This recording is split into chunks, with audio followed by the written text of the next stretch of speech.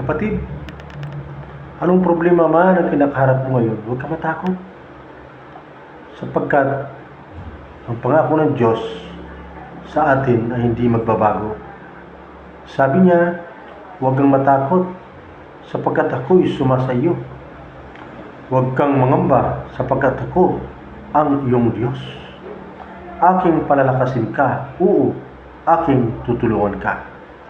Sabi sa Isaiah chapter 41 verse 10. Ito'y pangako ng Diyos sa atin na hindi tayo dapat mangamba o matakot sa kabila ng mga pagsubok o mga problema kinakaharap natin. Dahil ang pagsubok at problema kailangan nating danasin para tayo maging matatag. Tulad ng isang ginto, sabi ni Pedro, para maging dalisay ang ginto, kailangan idaan sa apoy. Ganon din ang ating relasyon sa Diyos at paglilingkod natin sa Diyos. Pag hindi tayo nakaranas ng mga pagsubok sa buhay, hindi tayo tatatag. God bless.